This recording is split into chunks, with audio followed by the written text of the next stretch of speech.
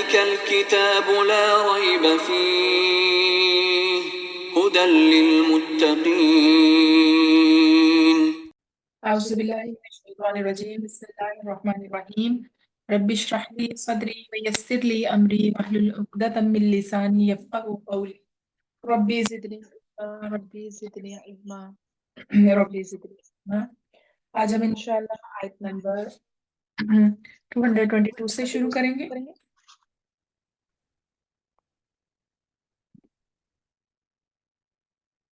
وَيَسْأَلُونَكَ، اور وہ آپ سے پوچھتے ہیں، عن المحیض، حیض کے بارے میں۔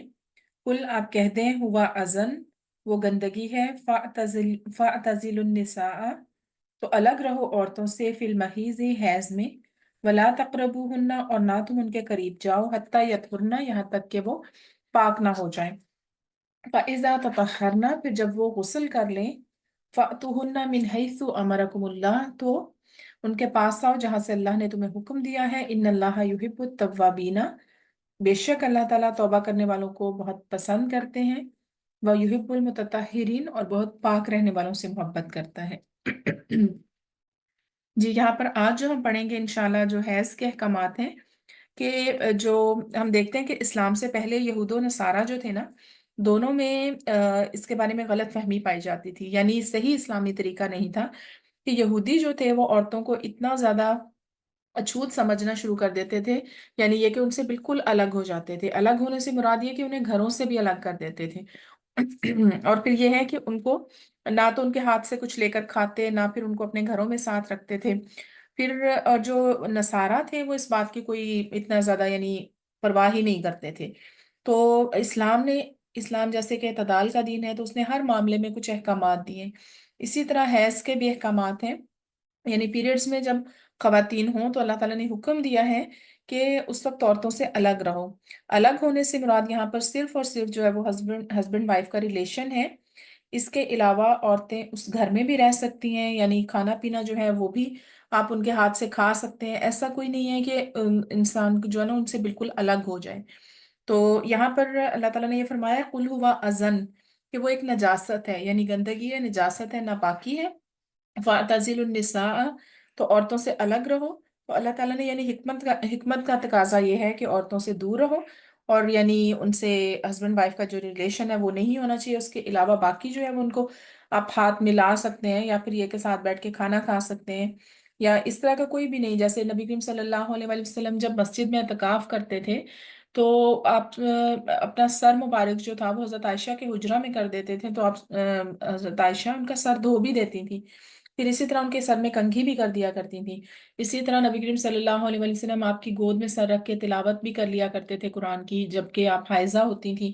تو یعنی حیض کوئی ایسی چیز نہیں ہے کہ جو انسان کو مطلب ہر چیز سے روک دے۔ ہمارے معاشرے میں نا اس میں بہت زیادہ غلط فہمیاں پائی جاتی ہیں۔ ایون یہ کہ اتنی زیادہ اس میں افراط ایک قسم کا پایا جاتا ہے کہ آپ بالکل اللہ تعالیٰ کا ذکر نہیں کر سکتے، کوئی دعائیں نہیں پڑھ سکتے، جائے نماز کو ہاتھ نہیں لگا سکتے۔ اتنی زیادہ غلط فہمیاں ہیں کہ جو عورتوں کو دین سے دور کرنے کا بھی سبب بنتی ہیں۔ کیونکہ اگر آپ اذکار بھی چھوڑ دیں اور بالکل ہر چیز اس کو جو ہے نا وہ چھوڑ دیں، تو آپ بہت زیادہ دین سے دور ہو جاتے ہیں۔ پھر آپ کو واپس آنے میں، نماز کی پابندی کرنے میں بہت ٹائم لگ جاتا ہے۔ تو اللہ تعالیٰ نے جو حکم دیا نا وہ ہر ایک حکم حکمت سے بھرا ہوا ہے۔ جیسے کہ نبی کریم صلی اللہ علیہ وآلہ وسلم نے ایک دفعہ فرمایا کہ حضرت عائشہ سے ہی فرمایا سوری کہ مجھے مسجد سے جائے نماز اٹھا کر دو۔ تو انہوں نے حضرت عائشہ نے کہا کہ میں تو حائضہ ہوں۔ تو انہوں نے کہا کہ تمہارے ہاتھ میں حیض نہیں ہے، یعنی یہ ہے کہ اگر جیسے کوئی جائے نماز اٹھا کے پکڑا سکتے ہیں، ٹھیک ہے، اسی طرح نبی کریم صلی اللہ علیہ وآلہ وسلم کے ساتھ اگر لیٹ بھی جاتے تھے اور پھر اٹھ کر نماز بھی پڑھتے تو کوئی ایسا مسئلہ نہیں تھا، ٹھیک ہے۔ اور اس کے بعد پھر یہ ہے کہ فائز ولا تقربوهن حتى يطهرن، یہاں تک کہ وہ پاک ہو جائیں۔ پاک ہونے سے مراد یہاں پر غسل کرنا ہے، ٹھیک ہے۔ غسل کرنے سے پہلے جو ہے اگر یعنی حیض ختم بھی ہو جائے تو پھر بھی آپ ریلیشن قائم نہیں کر سکتے جب تک کہ غسل نہ کر لیں۔ فَإِذَا تَطَهَّرْنَ، پھر جب وہ غسل کر لیں تو پھر اللہ تعالیٰ نے جیسے حکم دیا ہے، یعنی اللہ تعالیٰ نے جو ایک ازدواجی تعلق کا جو طریقہ ہے یعنی بیان کیا ہے، اسی طرح سے ان سے آپ یعنی تعلق قائم کر سکتے ہیں۔ اور پھر یہ کہ اللہ تعالیٰ نے यानी हैज की हालत खत्म होने के बाद उसकी फिर इजाजत दी है। इन अल्लाह युहिब्बुत तवाबीन, बेशक अल्लाह ताला तौबा करने वालों से बहुत मोहब्बत करता है और पाक साफ रहने वालों से मोहब्बत करता है। तो यहाँ पर अल्लाह ताला ने ये जो नजासत के बारे में बताया ना, तो नजासत से यानी जो दूर रहते हैं लोग और इन अहकामात की पाबंदी करते हैं, पाक साफ रहने वाले हैं, वो अल्लाह ताला उनको बहुत पसंद करता है। फिर अल्लाह ताला ने फरमाया कि निसाउकुम हर्सुल्लकुम, तुम्हारी औरतें तुम्हारे लिए खेतियां हैं। फातु हर्सकुम, तो अपनी खेतियों में आओ। अन्ना तुम जहां से तुम चाहो। वक़द्दिमू लिअनफुसिकुम, और अपने लिए आगे भेजो। वत्तकुल्लाह, और अल्लाह ताला से डरो। वालमू, और जान लो। अन्नकुम मुलाकूहु, कि तुम उससे मुलाकात करने वाले हो। बशिरिल मुमिनीन, और आप ईमान वालों को खुशखबरी दे दें। तो यहाँ पर अल्लाह ताला ने एक बहुत खूबसूरत लफ्ज अपनी औरत के लिए इस्तेमाल किया कि जो तुम्हारी औरत है ना, वो तुम्हारे लिए खेती है। देखिए, खेती जब कोई इंसान लगाता है ना, कोई बाग लगाता है, तो वो उसके लिए बहुत ज्यादा एक ना, यानी एक खुशी का बायस होता है। तो इंसान जब अपनी खेती में जाता है, तो वो हमेशा अपने मतलब बहुत ज्यादा एक सुकून महसूस करता है, क्योंकि वो उसकी लगाई हुई फसल है, या फिर उसका जो है ना, वो उसकी खूबसूरत एक जगह है। तो इसी तरह हस्बैंड वाइफ का जो रिलेशन है ना, वो अल्लाह ताला ने बहुत खूबसूरत बताया है कि ये एक ऐसा रिलेशन है कि जो जब इंसान अपने घर आए ना, तो वो सुकून महसूस करे। यानी अपने अज़दवाजी ताल्लुक ऐसा हो कि मियां बीवी एक दूसरे की तरफ देखें, तो वो फिर उनको खुशी महसूस हो। इसलिए यहाँ पर खेती का वर्ड इस्तेमाल किया गया है। तो इसी तरह आ, यहाँ पर अल्लाह ताला ने ये फरमाया कि निसाउकुम हर्सुल्लाकुम, तुम्हारी औरतें तुम्हारी खेतियां हैं। खेती से फिर ये भी है कि जैसे आगे फसल उगती है, इसी तरह इंसान की जो जौज है या उसकी बीवी है, वो आगे उसकी नस्ल को बढ़ाने का भी बायस बनती है, उससे उसकी नस्ल चलती है। इसलिए भी औरत को खेती कहा गया है। और फातु हर्सक मन्ना तुम, इसका मतलब ये है कि औरतों से यानी जैसे भी तुम चाहो फायदा उठाओ, और जैसे मतलब उनके साथ मतलब ताल्लुक तुम कायम करो या उनके साथ अच्छा वक्त गुजारो, तो अल्लाह ताला ने उसकी इजाजत दी है। और फिर ये कि इसमें कुछ ममानियत भी है, जैसे कि मजीद हम यानी डिटेल में अगर अहकामात पढ़ें, तो आप उसमें यानी उसका खास ख्याल रखें। और ये कि अल्लाह ताला ने जैसे खेतियों का लफ्ज इस्तेमाल किया है, तो फिर ये कि उसको वैसे मतलब अल्लाह ताला के बताए हुए तरीके के मुताबिक अहकामात शरई हदूद के अंदर रहते हुए अपनी औरतों से जिस तरह तुम चाहो फायदा उठाओ। वक़द्दिमू लिअनफुसिकुम, और अपनी जान के लिए आगे अमल भेजो।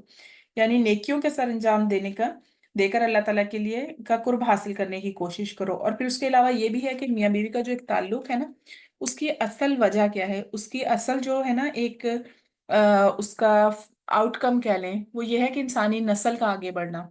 तो अगर यानी इंसानी नस्ल आगे ना बढ़े इस ताल्लुक के नतीजे में, या फिर ये कि गलत ताल्लुक कायम किया जाए, या फिर ये है कि जैसे मतलब फैमिली प्लानिंग वगैरह कह के, और फिर ये कि इंसानी नस्ल को आगे बढ़ने से रोका जाए, तो वो खेती का मकसद पूरा नहीं होता। तो इसलिए अल्लाह ताला ने फरमाया कि वक़द्दिमू लिअनफुसिकुम, और अपने लिए आगे भेजो। और फिर ये है कि औलाद की उम्मीद रखो। यानी ये जो ताल्लुक है, एक तो अल्लाह ताला की बताई हुई हदूद के अंदर रहकर हो, और दूसरा ये है कि फिर आगे अल्लाह ताला से अच्छे की उम्मीद रखो, और फिर ये कि अपनी नस्ल बढ़ाने की उम्मीद रखो। वत्तकुल्लाह, यानी इन अहकामात में सबसे बड़ी जो चीज़ है वो अल्लाह ताला का खौफ है। अल्लाह ताला से डरो। और वालमु अन्नकुम मुलाक़ूहु, और जान लो कि अल्लाह से मुलाकात करने वाले हो। यानी हर अमल के पीछे अल्लाह का तकवा होना चाहिए, अल्लाह ताला के अहकामात की पाबंदी होनी चाहिए, और ये जान लो कि उसी के पास तुम जाओगे, और अल्लाह ताला तुम्हारे जो साले अमाल हैं उनकी तुम्हें जजा देगा। मुबश्शिरिल मुमिनीन, और आप मोमिनों को खुशखबरी दे दें। यानी अपनी औरतों के बारे में जो अल्लाह ताला के अहकामात मानते हैं, और जिनका मकसद ये है कि औरतों से वक्ती फायदा उठाना नहीं है, बल्कि अल्लाह ताला की हदूद में रहते हुए एक खुशगवार जो फैमिली लाइफ है उसको कायम करना। तो ऐसे लोग जो हैं अल्लाह ताला उनसे मोहब्बत करते हैं, उनको पसंद करते हैं। वला तजालुल्लाह, और ना तुम बनाओ अल्लाह को उर्ज़तन, निशाना ली ईमानिकुम, अपनी कस्मों का। अनतबर्रु, के तुम ना नेकी करोगे, व तत्तकू, और ना तुम गुनाहों से बचोगे, व तुस्लिहु बैन नास, और ना तुम लोगों के दरमियान इस्लाह करोगे। वल्लाहु समीउन अलीम, और अल्लाह ताला बहुत सब कुछ सुनने वाला और बहुत जानने वाला है। तो यहाँ पर ये इस आयत की तफसीर में ना सैयदना इब्ने अब्बास रज़ियल्लाहु ताला अन्हु फरमाते हैं कि कोई ऐसा काम जो हो ना, बुरा काम जिसकी आप कसम खा लें, यानी कि नेकी से बाज रहने की कसम खा लें, इसका मतलब ये है। यानी कई लोग गुस्से में आके कह दें कि नहीं नहीं, बस अब ये तो मैंने बहुत नेकी कर ली, मैं बाज आया ऐसी नेकी से, या मैं कसम खाता हूँ कि अब मैं ये नेकी नहीं करूंगा, یا اب میں کوئی ایسی اصلاح نہیں کروں گا۔ تو کسی شخص کو اگر احساس ہو جائے کہ اس نے ایسی کوئی غلط قسم کھا لی ہے تو اس قسم پہ قائم نہ رہے، اس کو توڑ کے اس کا کفارہ دے دے۔ اور پھر یہ ہے کہ کسی بھی حالت میں نا اللہ تعالیٰ مسلمان کو نیکی سے نہیں روکتے۔ تو کئی دفعہ ایسا ہوتا ہے کہ غصے میں کوئی شخص جو ہے نا وہ مطلب جیسے ایک نبی کریم صلی اللہ علیہ وآلہ وسلم کے پاس ایک آدمی آئے، اور پھر یہ کہ کافی دیر ان کو وہاں پر ہو گئی، پھر جب وہ اپنے گھر واپس گئے تو بچے سو گئے تھے، اور ان کی وائف کھانا لے کر آئی تو انہوں نے قسم کھائی کہ وہ اپنے بچوں کی وجہ سے نہیں کھائے گا۔ اور پھر بعد میں ان کو لگا کہ میں نے یہ غلط قسم کھا لی ہے، تو پھر نبی کریم صلی اللہ علیہ وآلہ وسلم کی خدمت میں حاضر ہوئے کہ میں نے یہ قسم کھا لی ہے۔ تو آپ صلی اللہ علیہ وسلم نے فرمایا کہ جب کوئی ایسی قسم کھا لے نا اور اس کے بعد اس کو کوئی بہتر بات پتا چلے اس سے، تو وہ اپنی قسم توڑ دے، پھر اس پہ قائم نہ رہے۔ تو اسی طرح اللہ تعالیٰ کو اپنی قسموں کا نشانہ نہ بناؤ۔ اس کا مطلب یہ ہے کہ اللہ کا نام لے کر نا غلط قسمیں نہ کھاؤ، کسی برے کام کا ارادہ نہ کرو یا کسی نیکی سے رکنے کا ارادہ نہ کرو۔ یہ کہ تم نیکی نہیں کرو گے یا تقوی اختیار نہیں کرو گے، اور یا پھر لوگوں میں صلح نہیں کرواؤ گے۔ کئی دفعہ ایسا ہوتا ہے کہ انسان نیک نیتی سے کسی کے درمیان صلح کروانا چاہتا ہے، لیکن یہ ہے اصلاح کرنا چاہتا ہے، لیکن یہ کہ اس کا یا تو بہت زیادہ لوگ اس کو برا بھلا کہتے ہیں، یا پھر یہ کہ اس سے ایسا سلوک ہوتا ہے تو کئی دفعہ غصے میں کوئی قسم کھا لیتا ہے کہ بس اب میں دوبارہ یہ کام نہیں کروں گا۔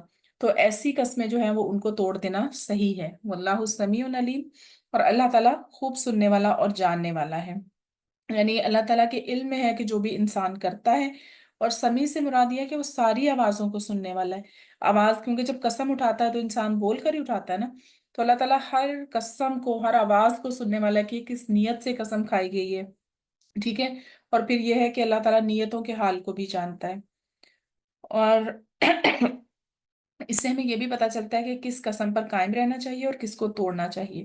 یعنی اگر کوئی کسی چیز کی اگر قسم کھاتا ہے، وہ گناہ کا کام نہیں ہے، تو اس قسم کو پورا کرنا چاہیے، لیکن اگر کوئی ایسی قسم کھا لی جو گناہ کا کام ہے تو پھر اس کو توڑ دینا بہتر ہے۔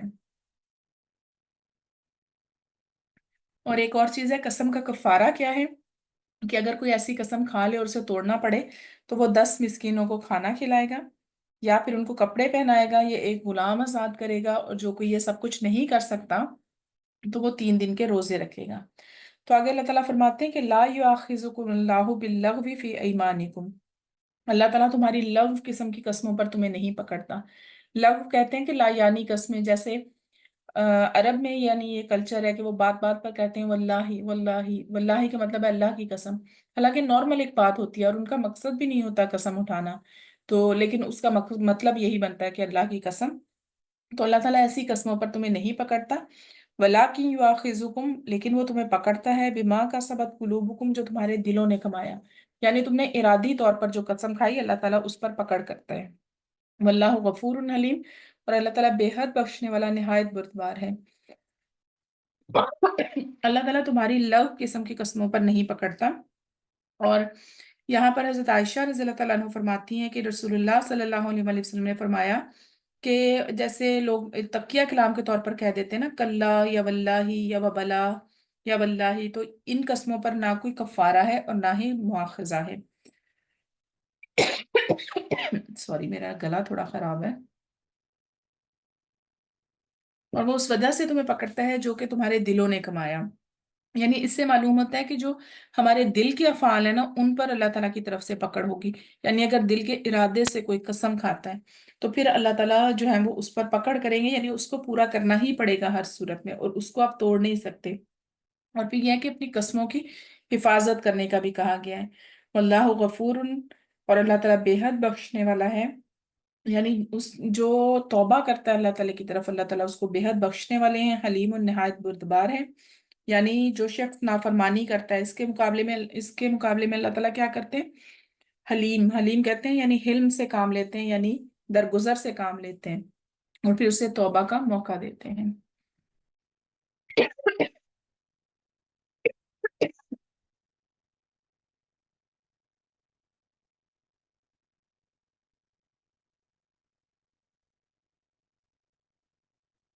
جی تو یہ آیت رہ گئی ہماری، نیکسٹ ہے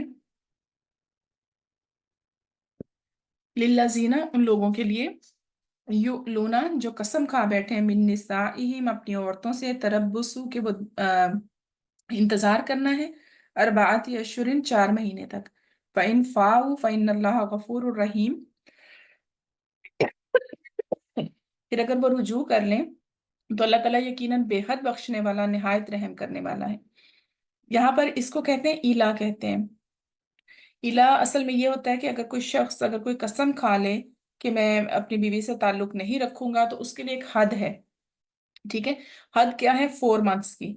यानी इस्लाम जो है ना, वो किसी पर जुल्म की इजाजत नहीं देता। ये नहीं हो सकता कि इंसान जो पर एक इंसान जो है वो अपनी बीवी पर जुल्म करे, यानी ना तो उसको अपनी एज अ वाइफ उसको कबूल करे और ना ही उसको छोड़े, और ये कसम खा ले कि मैं इससे कोई ताल्लुक नहीं रखूंगा, और ना फिर वो उसको तलाक दे। तो फिर अल्लाह ताला ऐसे जुल्म की इजाजत नहीं देते। अल्लाह ताला फरमाते हैं कि 4 महीने तक उसके पास टाइम है कि या तो वो रुजू कर ले अपनी बीवी से, और या फिर उसको तलाक दे दे। क्योंकि दरमियान में लटकाना जो है वो औरत पर जुल्म है, और इस्लाम इस जुल्म की इजाजत नहीं देता। तो अल्लाह ताला ने फरमाया कि अगर 4 महीने से ज्यादा हो जाए तो या तो वो रुजू कर ले, यानी जो उसने कसम खाई थी उसका कफारा दे दे। ठीक है।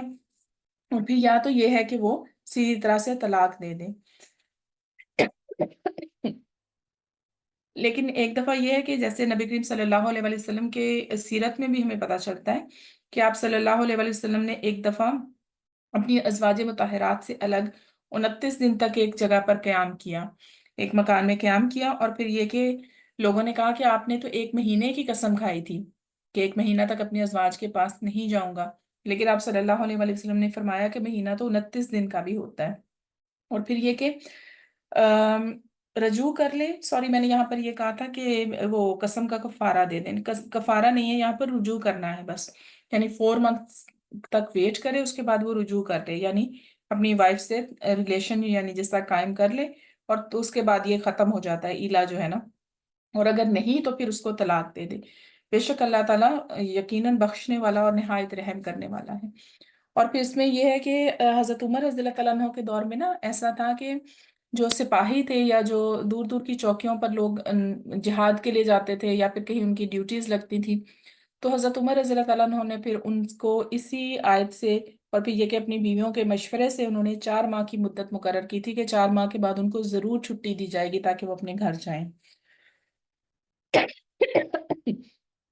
और ये भी अल्लाह ताला का हम देखते हैं कि मेहरबानी का नतीजा कि अल्लाह ताला ने अगर मर्द के हकूक बताएं तो औरतों के हकूक भी इतने ही हैं। यानी अगर कोई फर्ज करें, जैसे ये है कि शर्म हया की वजह से अगर कोई खातून नहीं कह सकती, तो अल्लाह ताला ने भी एक हद मुकर्रर की है कि इससे ज्यादा जो है वो उस औरत को आप उस पर जुल्म ना करें।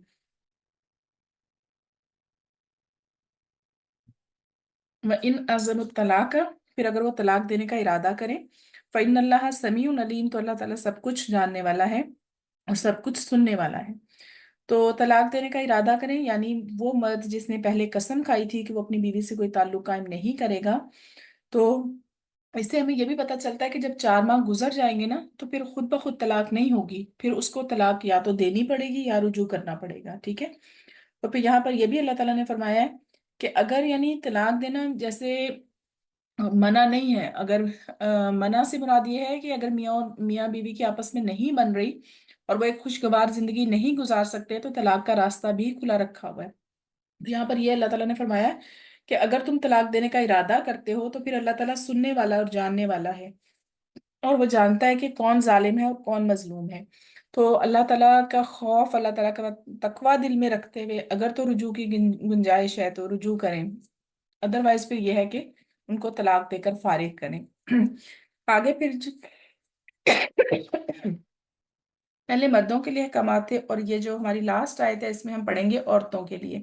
यानी जिस औरत को तलाक दी जाए, और ये बहुत इंपॉर्टेंट आयत है कि मा खलक़ल्लाहु, सॉरी, वल मुतल्लक़ातु यतरब्बस्न, और तलाक याफ्ता औरतें अपने आप को रोके, बि अनफुसिहिन्ना, अपने आप को, सलासत कुरुइन, 3 हैज तक, वला यहिल्लु लहुन्ना, और उनके लिए जायज नहीं है, अन यक्तुमना, कि वो छुपाएं, मा खलक़ल्लाहु फी अरहामिहिन्ना, जो कुछ अल्लाह ने पैदा किया है उनके रहमों में, इन कुन्ना, अगर वो हैं, युमिन्ना, ईमान लाने वाली, बिल्लाहि, अल्लाह पर, वल यौमिल आखिर, और आखिरत के दिन पर, व बुऊलतुहुन्ना, और उनके जो शौहर हैं, अहक्कू, ज्यादा हकदार हैं, बिरद्दिहिन्ना, उनकी वापसी के, फी जालिका, इस मुद्दत में, इन अरादु इस्लाहा, अगर वो इस्लाह का इरादा रखें, वलहुन्ना, और उन औरतों के लिए, मिसलुल्लज़ी, अलैहिन्ना उन बिलमारूफ, वैसे ही हकूक है मारूफ के मुताबिक जैसे उन मर्दों के हैं। वली रिजाली अलैहिन्ना दरजा, और मर्दों का एक दर्जा उन पर ऊपर है। वल्लाहु अजीजुन हकीम, और अल्लाह ताला बहुत गालिब और बहुत हिकमत वाला है। यहाँ पर बहुत से अहकामात एक ही आयत में आ जाते हैं। वल मुतल्लकातु यतरब्बसना, कि औरतों की जो इद्दत है ना, तलाक याफ्ता जो औरत है उसकी इद्दत ये है। पहले ऐसे होता था कि औरत की इद्दत नहीं होती थी, ठीक है। फिर इस पर जब इस्लाम में अल्लाह ताला ने तलाक के अहकामात जब नाजिल किए तो फिर अल्लाह ताला ने 3 हैज की मुद्दत करार दी, ठीक है। आगे हम बेवा की भी पढ़ेंगे, लेकिन यहाँ पर सिर्फ तलाक याफ्ता औरत की है कि 3 हैज तक अपने आप को रोके रखे, यानी 3 मंथ्स तक। और उनके लिए जायज नहीं है कि जो अल्लाह ताला ने उनके रहम में पैदा किया उसको छुपाएं। यानी अगर कोई औलाद वगैरह है या ऐसी प्रेगनेंसी है कि जिसका अभी पता भी नहीं है किसी को, तो औरतों के लिए जायज नहीं है कि उसको छुपाएं। और फिर ये है कि यानी 3 हैज तक वो इंतजार करें, उसके बाद अगर वो कहीं और शादी करना चाहें तो फिर वो कर सकती हैं।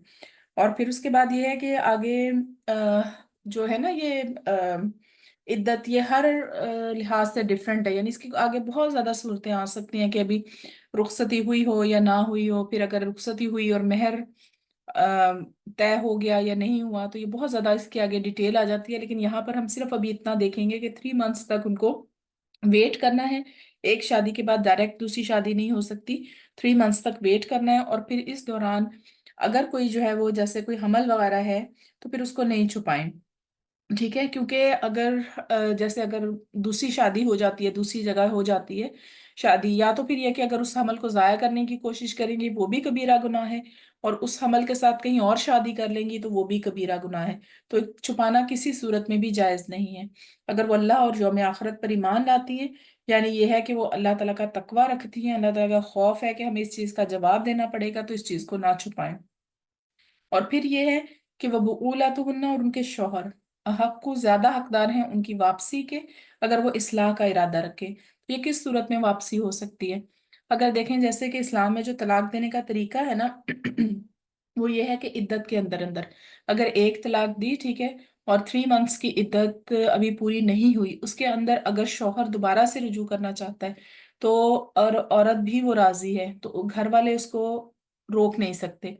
यानी कहीं और निकाह करने की बजाय उसका पहला शौहर ज्यादा हकदार है कि उसकी तरफ उस औरत को लौटा दिया जाए। लेकिन किस सूरत में? कि अगर वो इस्लाह का इरादा रखे, ये नहीं कि तंग करने की नियत से। जैसे कुछ लोग ऐसे भी करते हैं कि एक तलाक दी और 3 मंथ्स इद्दत पूरी होने से पहले पहले रुजू कर लिया, फिर उसके बाद दोबारा रखा, तंग किया, फिर तलाक दी, इद्दत पूरी होने से पहले रुजू कर लिया।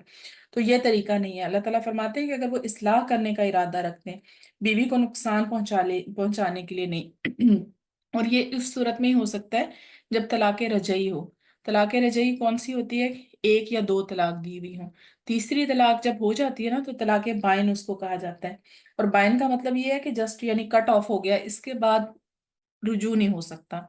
यानी अगर उसने 3 तलाकें अगर किसी शौहर ने इकट्ठी दे दी हैं तो वो फिर तलाक बाइन हो जाती है और फिर ये है कि पहले ये होता था इस्लाम से पहले ना, जब तलाक 3 नहीं थी, उस वक्त ऐसे होता था कि एक शख्स अपनी बीवी को कई कई तलाकें भी दे देता था, 100 100 तलाकें भी दे देता था। और वो ये कि वो ना उसको जाने देता था और ना ही फिर उसको बसाता था। तो इस वजह से अल्लाह ताला ने कहा है कि जैसे नबी करीम सल्लल्लाहु अलैहि वसल्लम ने फरमाया कि औरतों पर ज्यादती ना करो, अल्लाह ताला से डरो, ठीक है, इसलिए कि तुमने अल्लाह पाक की अमान से उनको लिया है। और फिर यह है कि इसमें और भी देखते हैं, एक मिनट। हाँ यहाँ पर आगे बताया गया है कि वलहुन्ना मिस्लुल्लज़ी अलैहिन्ना बिल मारूफ। और फिर तलाक याफ्ता औरत का हक क्या है? उसका हक ये है कि नानो नफका जो इसका, और यहाँ पर अगर हम देखें ना इस्लाम में, तो ये बहुत ज्यादा एक डिटेल्ड टॉपिक है कि जब किसी औरत को तलाक दी जाती है ना तो उसे कैसे रुखसत किया जाएगा। ये नहीं है कि अगर उसने उसको तुमने एक जगह पर ये भी आता है कि अगर उसको तुमने सोने का एक ढेर भी दे दिया ना तो वो भी तुम उसको वापस ना लो। और फिर ये कि उसे मारूफ तरीके से रुखसत करो, यानी उसका जो नान नफका है या फिर जो भी जितनी देर इद्दत की सूरत में वो वहां पर रहती है तो उस वक्त तक भी उसका नान नफका जो है वो शौहर की जिम्मेदारी ही है।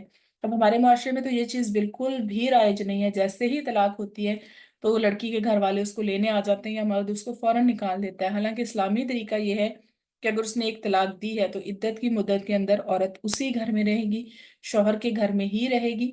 کیونکہ اگر وہ وہاں پہ رہے گی نہیں تو ان کی مصالحت کی گنجائش ہو ہی نہیں سکتی، آپس میں رجوع کا تو صورت ہی پیدا نہیں ہوتی نا، بہت کم ایسا ہوتا ہے۔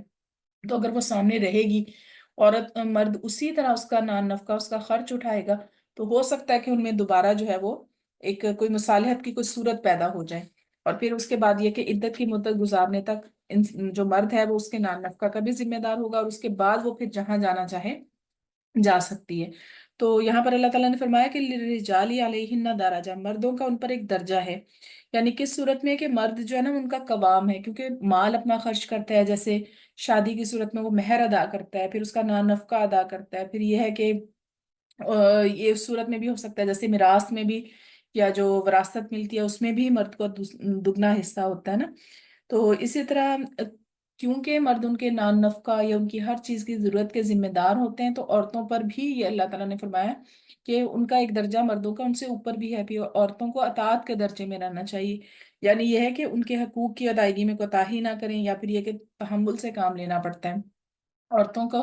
اس لیے اللہ تعالیٰ نے مطلب کہا جاتا ہے نا کہ عورتوں کا تھوڑی یادداشت بھی کمزور ہے، کیونکہ عورت کی گواہی کو بھی آدھا مانا گیا ہے، اور پھر وراثت میں حصہ بھی آدھا ہے، تو گواہی کو بھی اس لیے آدھا مانا گیا کہ عورت جلدی بھول جاتی ہے، اور جلدی بھولنا بھی اللہ تعالیٰ کی بہت بڑی مہربانی ہے، کیونکہ انسان جو ہوتا ہے نا، ایک دیکھیں ایک باس اور ایک سب آرڈینیٹ والا تعلق ہوتا ہے، کہ باس تھوڑا اگر اس کا درجہ اوپر ہے، وہ اگر کچھ کہے گا تو سب آرڈینیٹ جب تک اس کو ہمیشہ اگر اسی بات کو دہراتا رہے گا، یاد رکھتا رہے گا، تو وہ کبھی بھی جو ہے نا سکسیسفل نہیں ہو سکتا۔ اسی لیے عورتوں کے معاملات میں بھی جو عورتیں جلدی بھول جاتی ہیں نا، تو یہ ہمارے لیے ہی بہت اچھا ہے، کیونکہ بہت سی ایسی باتیں گھریلو زندگی میں ہو جاتی ہیں کہ انسان کو بھولنی پڑتی ہیں، انسان کو جانتے بوجھتے ہی اس کو اگنور کرنا پڑتا ہے، کیونکہ اگر یہ چیز عورت نہ کرے تو اس کے لیے بہت مشکل ہو جاتا ہے گھر میں رہنا، اور مرد کی اطاعت میں رہنا۔ تو اللہ تعالیٰ نے یہ بھی بہت بڑا ایک نا ایک احسان ہے اللہ تعالیٰ کا۔ اور پھر یہ ہے کہ جیسے ہوتا ہے نا کہ ایک جگہ پر دو باس نہیں ہو سکتے، تو ایک گھر میں بھی ایسا نہیں ہو سکتا، کیونکہ ہر کسی کی اپنی اپنی ذمہ داریاں، اپنا دائرہ کار ہے۔ اس میں یہ نہیں ہے کہ اللہ تعالیٰ نے مردوں کو فضیلت دی ہے، یا اعمال کے لحاظ سے یا اجر کے حساب سے، ایسا نہیں ہے۔ یہ ہے کہ گھر کی نگرانی، گھر کا انتظام چلانا، اور پھر یہ اس صورت میں مرد کا درجہ اوپر ہے، اور اس کا یہ فرض ہے، یعنی اللہ تعالیٰ کی طرف سے۔ اور پھر یہ ہے واللہ عزیز الحکیم، اور پھر اللہ تعالیٰ نے فرمایا کہ یہاں مرد کا درجہ ایک درجہ اوپر ہے عورتوں سے، لیکن سب سے اوپر غالب کون ہے؟ اللہ تعالیٰ۔ تو اگر اللہ تعالیٰ نے اس کو اختیار دیا ہے، مرد کو عورت کے اوپر، بچوں کے اوپر، ایک فیملی کے اوپر، تو پھر اس کو اللہ تعالیٰ کے ڈر کے ساتھ اس اختیار کو استعمال کرنا چاہیے، یعنی اللہ تعالیٰ کی شریعت کی حدود میں رہتے ہوئے۔ یہ نہیں ہے کہ وہ جیسے اگر اللہ تعالیٰ نے مردوں کا درجہ اوپر رکھا ہے تو وہ عورتوں کو اپنا غلام سمجھنا شروع ہو جائیں یا ظلم کرنا شروع ہو جائیں۔ جیسے ہمارے معاشرے میں آج کل مطلب یہ ہے کہ جیسے مردوں نے اپنے آپ کو بہت زیادہ نا، یہ چیز سب کو یاد ہے کہ اللہ تعالیٰ نے عورت کو مطلب اطاعت فرض کی ہے، کہ ہاں شوہر کی اطاعت فرض ہے، لیکن عورتوں کے حقوق جو ہیں وہ کسی کو مطلب کم ہی یاد رہتا ہے کہ وہ کیا کیا اللہ تعالیٰ نے حقوق دیے ہیں۔ تو آگے ہم یہ جو پڑھیں گے نا طلاق کی جو آگے آیات پڑھیں گے، تو آپ پڑھ کر حیران رہ جائیں گے کہ اس میں اللہ تعالیٰ نے عورت کو کیسے کیسے حقوق دیے ہیں۔ یہ ہے کہ اگر ساتھ رہو تو اس کو مطلب اچھا سلوک کرو، اس کو کوئی بھی ایسی اس کی ضرورت نہیں ہے جو پوری نہ کرو، اس پہ اللہ تعالیٰ نے مرد پہ ذمہ داری لگائی ہے۔ پھر اس کے بعد یہ ہے کہ اس کو یہ نہیں تم کر سکتے کہ اگر ناراضگی، جیسے پہلے اس سے پہلے کی آیات میں ہم نے پڑھا کہ اللہ تعالیٰ فرماتے ہیں کہ ہو سکتا ہے ایک چیز تمہیں ناپسند ہو لیکن تمہارے لیے اس میں خیر ہو، تو ازدواجی رشتے میں بھی ایسے ہی کہ ہو سکتا ہے تو کوئی لائف پارٹنر آپ کو پسند نہیں ہے، لیکن اللہ تعالیٰ نے اس میں آپ کے لیے کوئی خیر رکھی ہے، کوئی آپ کو اولاد اس کی طرف سے ملے گی، آپ کی ایمان آپ کا مکمل ہوگا، آپ کی فیملی مکمل ہوگی۔ پھر یہ ہے کہ اگر نہیں لوگوں کی آپس میں بن رہی، تو پھر بھی اللہ تعالیٰ نے فرمایا کہ عورت پہ ظلم نہ کرو، 4 منتھس کا ٹائم ہے، یا تو اس کو چھوڑ دو یا پھر اس سے رجوع کرو، ٹھیک ہے؟ اگر رجوع کرو تو اچھے طریقے سے، ٹھیک ہے، تنگ کرنے کی نیت سے نہیں، اور اگر چھوڑنا ہے تو پھر کیا عورتوں کو بھی حدود بتائیں کہ 3 مہینے تک انتظار کرنا ہے، اس سے پہلے کہیں نیکسٹ شادی نہیں کر سکتے۔ اور پھر جو کوئی اللہ تعالیٰ نے آپ کو کوئی اولاد دی ہے، یا اگر کوئی امید ہے ایسی، تو پھر اس کو ظاہر کرو، تاکہ ہو سکتا ہے کہ مرد کا یہ فیصلہ بدل جائے، یا پھر یہ کہ نسب خراب نہ ہو اولاد کا، یعنی آگے کہیں شادی کی صورت میں بچے کی جو ولدیت ہے وہ مشکوک ہو سکتی ہے، تو ہر چیز جو ہے وہ واضح رکھی جائے۔ پھر مردوں کو پابند کیا کہ اگر جو ہے وہ 3 مہینے کے اندر یعنی عدت کے اندر آپ ان کو واپس لینا چاہتے ہیں، تو اس جو مرد ہیں وہ زیادہ حقدار ہیں کہ وہ اپنی بیوی کو واپس لوٹا لیں، لیکن تنگ کرنے کی نیت سے نہیں، اس کو بسانے کی نیت سے اور اللہ تعالیٰ کے خوف میں رہتے ہوئے، ٹھیک ہے۔ اور پھر یعنی ایک طرف مردوں کے حقوق پہ بات ہو رہی ہے، مردوں کے فرائض پہ بات ہو رہی ہے، دوسری طرف عورتوں کو بھی اللہ تعالیٰ کا تقوی سکھایا جا رہا ہے، اور پھر یہ ہے کہ عورتوں کو اس کے علاوہ یہ بھی کہا گیا کہ ایٹ دا اینڈ جو ہے وہ عورت کو مطلب اپنے شوہر کی اطاعت اس پر فرض ہے، ٹھیک ہے، کیونکہ اللہ تعالیٰ نے فرما دیا تو ہم اس پر کوئی نہیں ہوتے ہیں۔ یہ جو سو کالڈ جس طرح سے آج کل ایک فیمنزم کا چکر چلا ہوا ہے، تو جب اللہ تعالیٰ نے فرما دیا نا کہ وَلِلرِّجَالِ عَلَيْهِنَّ دَرَجَةٌ، کہ مردوں کا ایک درجہ عورتوں پر اوپر ہے، تو اس کو قبول کرنے میں ہی سکسیسفل ہے انسان سکسیسفل ہے۔ اگر ہم دیکھیں کہ کوئی بھی فیملی لائف کسی بھی خاندان میں جہاں پر عورت کی حکمرانی ہوتی ہے نا، عورت جہاں پر زیادہ بڑھ چڑھ کر آگے ہر پورے گھر کے فیصلے کرتی ہے، تو وہ جو ہے نا گھر کبھی بھی کامیاب نہیں ہوتا ہے وہاں پر ہمیشہ کوئی نہ کوئی مسائل رہتے ہیں۔ تو اللہ تعالیٰ کے جو احکامات ہیں نا ان کو مان لینے میں ہی ہماری بھلائی ہے۔ واللہ عزیز الحکیم، اور اللہ تعالیٰ غالب حکمت والے ہیں۔ تو آگے اس سے آگے سورہ بقرہ میں اور مزید احکامات آئیں گے، طلاق رجعی اور طلاق بائن۔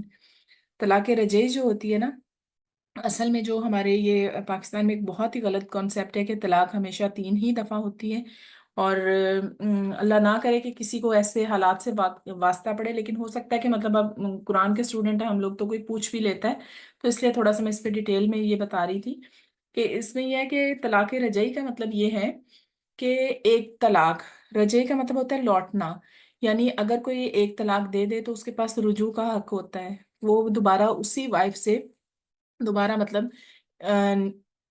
اس کو بسا سکتا ہے، یعنی اپنے گھر واپس لا سکتا ہے۔ 2 دفعہ بھی طلاق رجعی ہوتی ہے، یعنی دوسری دفعہ ایک دفعہ زندگی میں اس نے طلاق دی، واپس لے آئے، پھر اس کے بعد دوسری دفعہ طلاق ہوئی تو پھر واپس لا سکتے ہیں، لیکن وہ پہلی والی بھی کاؤنٹ ہوگی۔ لیکن طلاق بائن جسے کہا جاتا ہے، وہ طلاق بائن جو ہوتی ہے اس میں واپس نہیں لوٹا سکتے۔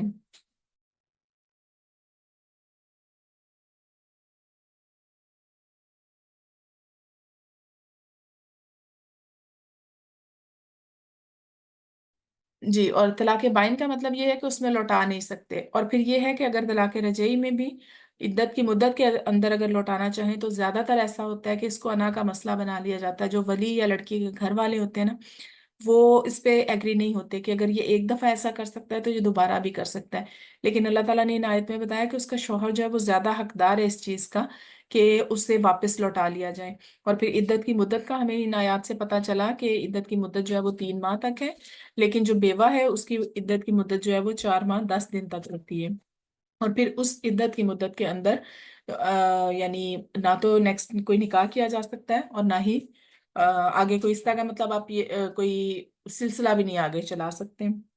اور پھر دوسرا ہم نے یہ دیکھا کہ مردوں کو ایک درجہ عورت پر حاصل ہے، یعنی فیملی لائف اگر ہم دیکھا جائے تو سکسیسفل اسی طرح ہو سکتی ہے اگر اللہ تعالیٰ کے احکامات کے مطابق گزاری جائے، اور گھر کے جو نان نفقہ یا گھر کا خرچ چلانے کی ذمہ داری ہے کیونکہ مرد پر ہے، وہ اپنا مال بھی استعمال کرتا ہے، ٹھیک ہے، اور پھر یہ کہ اللہ تعالیٰ نے بھی اس کو نگران بنایا ہے، اور جیسے مرد ایک بادشاہ اپنی رعایا کا نگران ہوتا ہے، اسی طرح ایک مرد اپنے گھر والوں کا نگران ہے، اور پھر یہ کہ گھر والوں کا نگران بھی ہے اور پھر اس کو جواب دہ بھی ہوگا اس صورت میں، تو وہ بالکل پورا حق رکھتا ہے کہ وہ اپنے گھر کے معاملات کی نظر رکھے، اور پھر یہ کہ اپنی بیوی یا بچوں کو یا اپنی فیملی کو کسی جگہ سے روکنا چاہے تو وہ روک سکے، اور پھر یہ کہ عورتوں پر بھی آگے جیسے بہت سی ذمہ داریاں عائد کی ہیں کہ شوہر کی اطاعت کریں، یا پھر جن لوگوں کا اس کو گھر میں آنا پسند نہیں ہے وہ ان لوگوں سے نہ ملیں، یا بہت زیادہ ڈیٹیل یعنی ان احکامات میں آ جاتی ہے، لیکن ہمیں جو ہمیں اس کی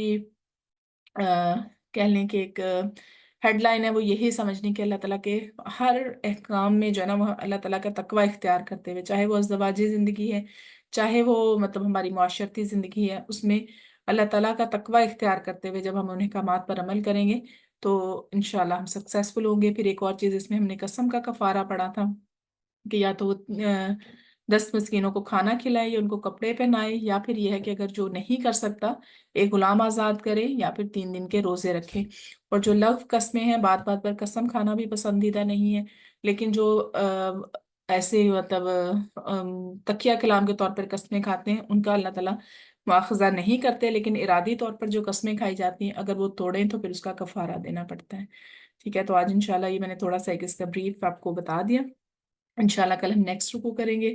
آج کل کے جو رکوع ہیں یہ آیات بہت زیادہ امپورٹنٹ ہیں، تو آپ اگر لائیو نہیں بھی لے سکتے تو ریکارڈنگ ضرور سن لیا کریں، تھوڑی سی ریویژن ہماری ہو جاتی ہے. جزاک اللہ خیر سب لوگوں کے پارٹیسپیٹ کرنے کا. تو میں دعا پڑھ لیتی ہوں انشاءاللہ. سبحانک اللہم و بحمدک نشہد لا الہ الا انت نستغفرک و نتوب الیک. السلام علیکم ورحمۃ اللہ وبرکاتہ.